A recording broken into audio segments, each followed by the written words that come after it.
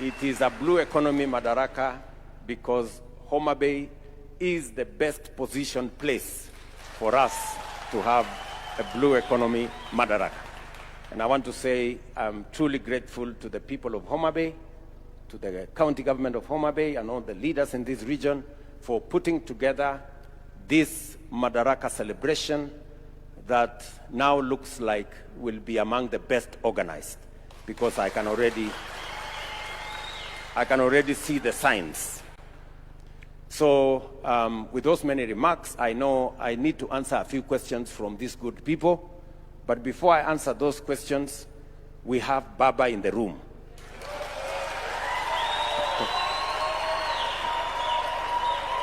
You know, so I want to request Baba to come and make some remarks, and then I will answer the questions.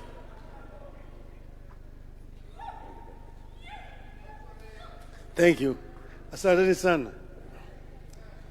Your Excellency, the President, Ruto, the governors, honorable members of parliament, wananchi wote hamjambo. Hamjambo tena. Jutuo saureuru.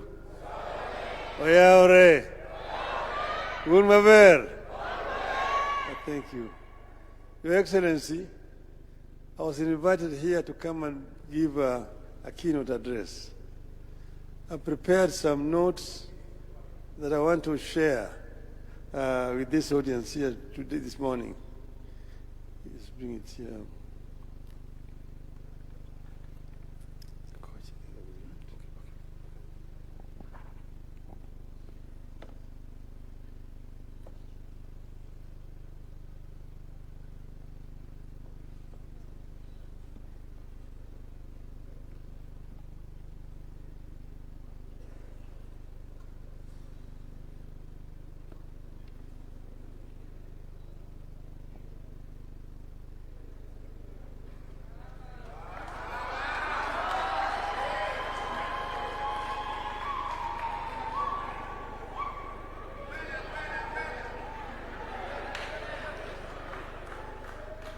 Thank you.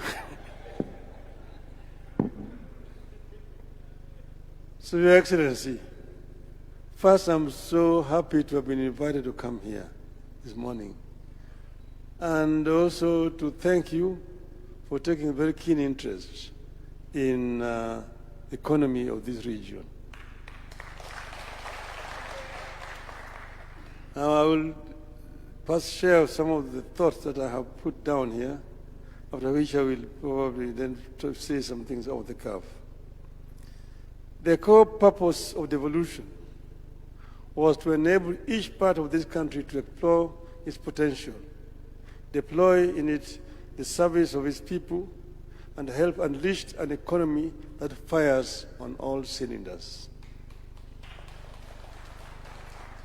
Devolution was pegged on an understanding that no part of this country is too poor to contribute to the betterment of the Project Kenya, and none too rich to single-handedly make Kenya great. Kenya needs all its parts in order to leap forward. Since we started taking national days to counties and assigning specific themes to those celebrations, it has become clear that every part of Kenya has something to offer. Progressively, we have come to the realization that there is more to Kenya than just crops, livestock, and minerals. It is my hope that as we continue on this journey of rotational Madaraka Day celebrations and themes, Kenyans will come to appreciate each other more and build the understanding and trust that are necessary to build a stable and a prosperous nation. We are here to talk blue economy. Just meters from Lake Victoria, the world's second largest freshwater lake after Lake Superior in North America. As we embrace our oceans and lakes and rivers as potential sources of growth under the blue economy, we are coming to the realization that there is more to these water bodies than just fish. Blue economy is a relatively new era of focus in our country. Despite only recent focus on this field, Kenya is putting commendable effort, and I believe that in no time we can make this sector one of the top contributors to our national economy and the well-being of our citizens. The government has rightly identified blue economy as a potential source of inclusive economic growth, job creation for the youth and riparian communities, food and nutrition security, sustainable aquaculture, and conservation and climate resilience, among others. For us to realize and maximize on the full benefits of this sector, there are deliberate steps we must urgently embark on as a nation. I will outline a few. But before I do that, Your Excellency, you need to know that these people were originally not fishermen. Luos were pastoralists. As they came down from the north, they were traveling along rivers and lakes. That's why they are called river-lake Nilotes. But sometimes in their history, about 200 years ago, their cattle, their stocks were decimated by an epidemic 200 years ago. That's when they turned to the lake, to fishing and to sedentary life at that time. But that pastoralism life is still very much in their blood. These people here, they know how to borrow remo. With the agreement that the blue economy is part of the new trend going into the future, we need to roll out a clearly understood and implementable policy of training and deploying an army of ocean scientists, marine biologists, seafarers, petroleum engineers, fishers, and many other maritime professions to help us explore and exploit the full worth of our maritime bodies. I believe we all agree that we have barely studied what lies in our ocean waters and the ocean floor. We have barely studied our lakes to fully appreciate and exploit what lies in and below them for our use. We have only scratched the surface with regard to our capacity for shipping and water logistics. We have hardly explored our capacity to generate and export seafood, among other items that the rest of the world have invested in from maritime economy. We develop and implement a robust and comprehensive mechanism for management and protection of all maritime life, breeding grounds, to enable life in the water sustain a blue economy. We must also embark on protection of maritime vegetation like mangroves, reeds, and other plants that are known to be critical to the life in the oceans, rivers, swamps, lakes, and all other water bodies, therefore, to green economy. Lake Victoria, just like Lake Turkana, River Tana, and the Indian Ocean have brought forth life that we seek to exploit. We have a responsibility to ensure that life continues to flourish in these bodies. We have to protect the existing mangrove and other swamps, forests, and vegetation, and embark on the replanting of hectares of depleted marine lands. Otherwise, we will lose the entire species of marine lives and undermine the blue economy. So far, the only attempt to conserve marine vegetation, which is also dwindling, has to do with the mangroves in Lamu area. Everywhere else, it is marine exploitation with zero conservation or critical vegetation regeneration. Let us be firm against pollution. We have to be firm on a single-use plastic ban in order to reduce the non-biodegradable waste entering the marine environment and undermining blue economy. There must be a clear understanding by all, including investors, that there can be no blue economy, or any economy for that matter, through pollution. We must all understand that economic development can't be built on environmental degradation. Only healthy waters will generate wealth. For eternity, we have tended to see and treat our water bodies, including the lakes, rivers, and oceans, as obstacles and dividing lines between communities, regions, and nations. This has to change. We must begin to see Lake Victoria, Turkana, Tana River, Indian Ocean as seaways and links to other people, countries, and other markets. In this regard, the effort by the government to revive and modernize the port system and supporting piers and other infrastructure is highly commendable as a journey towards the realization of the economic potential of the Marines. Your Excellency, the fish stocks in the lake here had been actually dwindling. In the 60s, there was a research that was being carried out by the East African Fisheries Research Institute, which is based in Jinja. It was led by the late Professor David Wasau. When they realized that the indigenous fish was dwindling, they decided to import species from other countries. They went to Lake Superior in Canada and bought another species of tilapia, different from the indigenous tilapia known as Tilapia nilotica. They bought another one, which is original ngege. They bought another one, which they bought in the lake. It was called nyamami, or giaba. Then they went to Lake Kyoga in Uganda and bought another fish, that is the perch. It's called the Nile perch. The Nile perch was not indigenous to the lake. It was imported from Lake Kyoga. But the Nile perch has a history. It was originally not a freshwater fish. It was in the Mediterranean. Your Excellency, you know, if you bring a saltwater fish into the freshwater fish here, it will not survive. It dies. Like if you take the freshwater fish to the Indian Ocean, it also dies.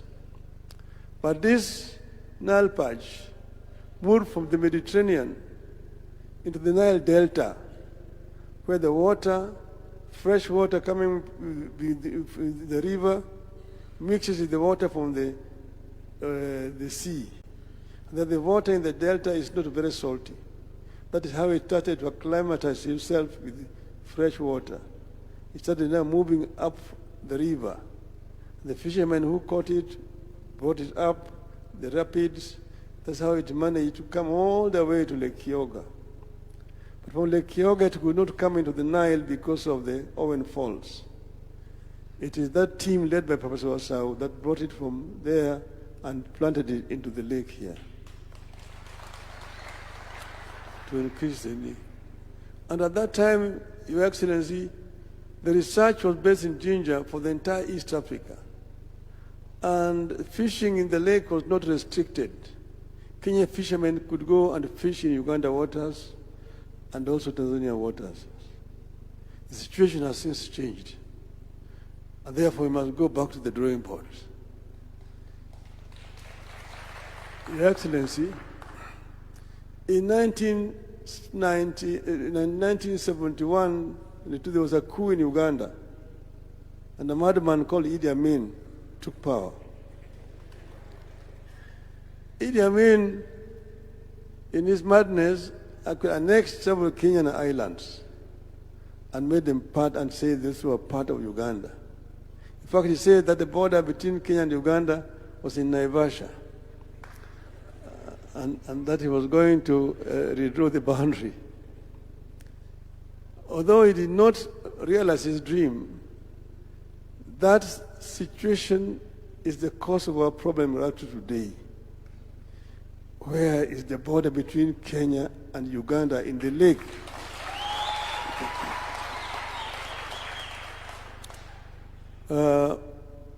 When I was the Prime Minister, we appointed a team led by the then Minister for Lands, now the Governor of Siaya, Honorable Orengo, together with the Minister for East African Affairs and the Minister for Foreign Affairs, who is the current Speaker of the National Assembly.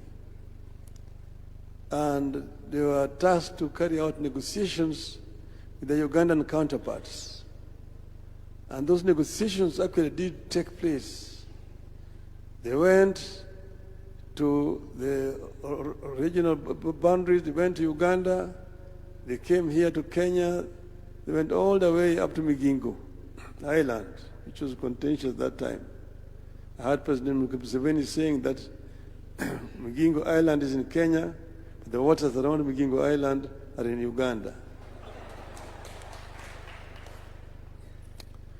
Now, as they were doing this, Mr. President, it came out that the coordinates that mark the boundary between Kenya and Uganda are based on the river Sio, that where the Sio enters the lake is where you begin to make the coordinates and the angles into the lake. Now, we discovered that river Sio, during one of those floods, had changed its course and left it used to be one fort, but it moved back into the Kenyan side, several kilometers. So now the Ugandans are saying you need to measure from where River Sio is today. But in those days, River Sio was somewhere else. So if you take the coordinates from where River Sio was entering the lake those days, then those islands are in Kenya. There are 5 islands: Sigulu, Remba, Hama, Wayasi, and I don't know which other one. There are 5. Lolwe. So this is a contentious issue that we need to take up with Uganda. We need to take up this issue with Uganda so that this matter is properly resolved. But secondly, we do not see any reason why our fishermen should be harassed in the waters. We need to come up with an agreement that these waters can be exploited generally.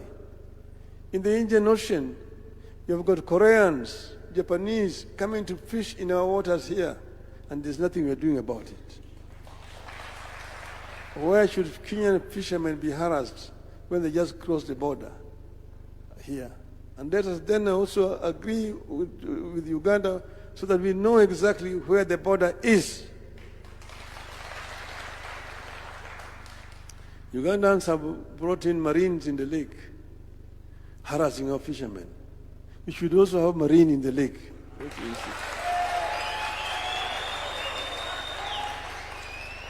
So that our fishermen are not harassed unnecessarily in the lake. Okay? But having said that, there's also, you mentioned it, the issue of clashes of our fishermen in the lake. They're killing each other because of fish.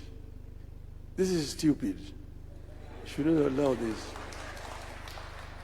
Jo thura ke kunegru, jo lupo mathura okunego negre nam ni gwach marrech. Which word malicha in? Jo lupo di nam kuja di gore di negre. But then, Your Excellency, I know that Joho said he's bringing a helicopter. We need that. We needed it yesterday. A helicopter that will help also the fishermen who are drowning in the lake so that they can be rescued in good time. So we need more choppers. We also need more boats around which can fly around and help our people, because we are losing people unnecessarily in the lake. And we should have security so that they can be rescued before they drown in the lake. So, Your Excellency, as a country, we have to work proactively, build local and global partnerships, and promote responsible management of our water resources. We must spearhead a policy of integrated, sustainable marine management founded on knowledge, science, and experience. I thank you. Another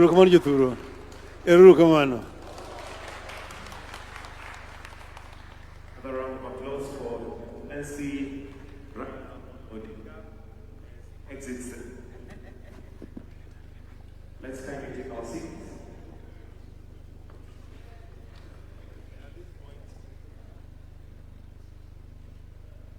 And at this point, Your Excellency, economy, to give us just a quick rundown of the Lake Victoria Spatial Plan before we officially launch it. Pige makofi tafadhali. You can come in from here.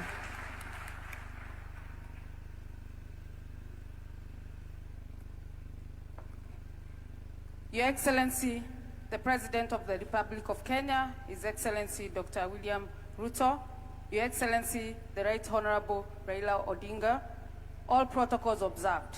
Today my job is very simple. First of all, Your Excellency, is to thank you for allowing the Ministry of Blue Economy and Mining and Maritime Affairs to host this year's Madaraka Day celebrations under the theme Blue Economy and Maritime Affairs. Secondly, I would like to thank His Excellency, the Right Honorable Raila Odinga, for gracing this closing ceremony. Thirdly, I would like to thank the Honorable Her Excellency Governor Wanga for your support and collaboration. Your Excellency, allow me also to thank our development partners today here, represented here today by the Country Director for IFAD, Madam Mariatu, and her team, the Country Director for Gatsby Africa, Mr. Samuel Moreidi, and all the other partners here today. Your Excellency, I also want to thank the state corporations who are here today, represented by the chairman and the CEOs, and they have also exhibited. Your Excellency, let me also thank Tom Mboya University, today represented by our VC, for the hospitality you have accorded us. Last but not lastly, Your Excellency, I just want to thank the BMU fraternity, the students for Tom Mboya University, and everybody around this hall and outside for the support you have accorded us. Your Excellency, we have spoken about blue economy and articulated why blue economy is critical for Kenya and the people of Kenya. Therefore, Your Excellency, through the leadership of our Cabinet Secretary, we are developing marine spatial plans, both at the Indian Ocean and Lake Victoria. And today, to close this ceremony, we are very privileged and happy to launch the Lake Victoria Spatial Plan. What does this spatial plan entail to Kenya? This is a strategic framework tool that to support us in the sustainability of exploitation of our resources to bring economic empowerment to the people and also ensure there's food security to our people. We have done this through the partnership of Gatsby Africa. Kindly Mr. Samuel Karedi and Lucy Kimani, you'll be joining us shortly. And of course, our research institute, Kemfree. So Your Excellency, with those few remarks, I just want to thank you on behalf of the State Department and the entire institutions under the ministry for the support. I therefore humbly request you, Your Excellency, to join us together with the Right Honorable Raila Odinga to hand over the spatial plan to Cabinet Secretary, His Excellency Hassan Ali Joho, and the Governor, of the county government of Homa Bay, Kisumu, and Siaya. Thank you, sir. Thank you very much, Madam CS. I just want you to hold your horse. Kidogo. Before we do that final ceremony, let me thank the Vice Chancellor of Tom Mboya University for hosting us, and the student community here. Thank you very much for welcoming us to your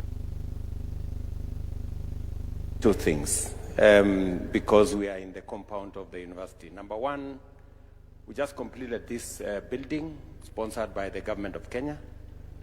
We're now looking at the Blue Economy Complex that we want. The Vice Chancellor here has asked me, working with the maritime people, to see how we can put up a center of excellence in matters blue economy at this university. And I have agreed that we are going to look for sponsorship, starting with the government of Kenya, to see how we can achieve that. I have agreed with John Mbadi here that we are going to look for resources to be able to do that. Let me also say to the Tom Mboya University fraternity, I am aware that most of our students live outside the university in not very good environment out there. And it is the reason why we want to do two things. I have instructed the Ministry of Education and Internal Security to work on making sure that extra land is given to Tom Mboya University, especially from the prisons that is here. I think we can take the prisoners to Lambwe Valley.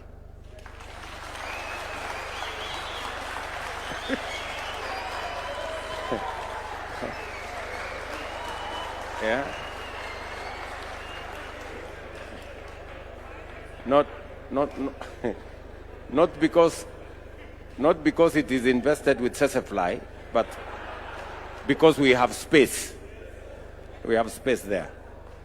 And I think we can better utilize this space for the university here in Tom Mboya.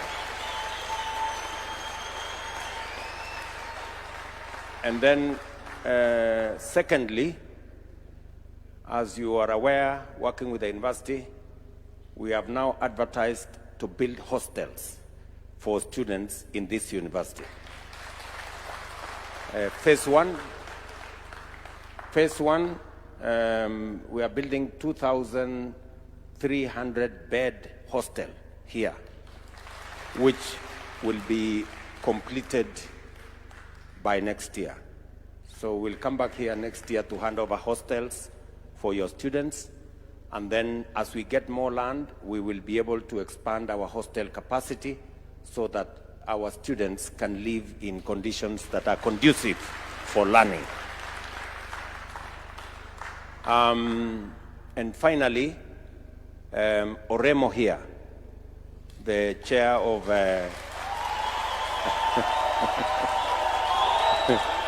Oremo here did request that the county government supported the SACCO for the teams and the BMUs in Homa Bay with 2 million. We are going to add you another 5 million, so that and this is for purposes of making sure that we work with you, and I have told the ministry, so that we can progressively replace the fishing gears that you have to make them better. You know, I know we have had challenges of many fishermen being arrested because they are using the wrong gear. I think the solution is not to arrest them. The solution is to replace.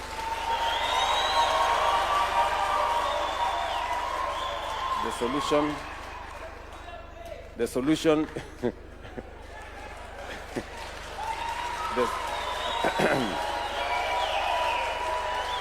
yeah, the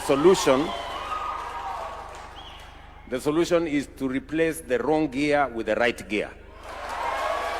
So, and I am asking also the ministry to look at how we can subsidize the right gear so that it becomes affordable for our teams and it is done in a sustainable manner. You have heard the statement made by Baba here on all the other aspects, matters environment, making sure that we look after, as we grow trees elsewhere, we also make sure that the marine space is looked after, whether it is the reeds and mangroves and all the other things we are doing in that space, that we need to look after because, as he says in his statement, you cannot build an economy on polluted waters. We have to deal with that. You have had a very strong statement from the Right Honorable Raila Odinga to the people who are fighting. You know, the groups who are fighting. He has said, those people who are fighting there, and you are fighting, killing one another, he has said it is stupid. And you know, and it's only Baba who can say you are stupid. And he can get away with it. I don't think I can. Because you know, with age, you can get away with anything. So, but he has made a solid statement. So, let us not be stupid. Yeah, let's do the right thing. And so let me say again, thank you very much to all of you who have made this event successful. We will be going out to do other things, and also, as the statement was made about building the infrastructure around the lakes and our waters, from Lake Victoria to Lake Turkana. I think we have already deployed some security boats in Lake Turkana, and we are also working on a fish market in Kalokol and Lowerangak in Lake Turkana, as we do it in all the other waters around our country. So thank you very much to all of you, and we really appreciate the partnership between the ministry and the county governments. That partnership is giving us results. And as we complete the infrastructure we are building, the fish markets and all the others, the county governments must take them up, manage them sustainably, work with the private sector so that we can be focused on what we are doing. So asanteni sana. Let me now ask all the other people for us to, and this special plan we are launching here is so that we are organized and we know what to do where. Where are the breeding areas, where it is in which space, and how we can do this together. And finally, we will take up the challenge given to us by Baba on making sure that we establish the right boundaries so that we avoid unnecessary conflict. Thank you very much. So allow me now to invite the Right Honorable Raila Odinga, CS Joho, Governor Wanga, Raili, and Lucy Kimani to just come and witness as we now launch the Lake Victoria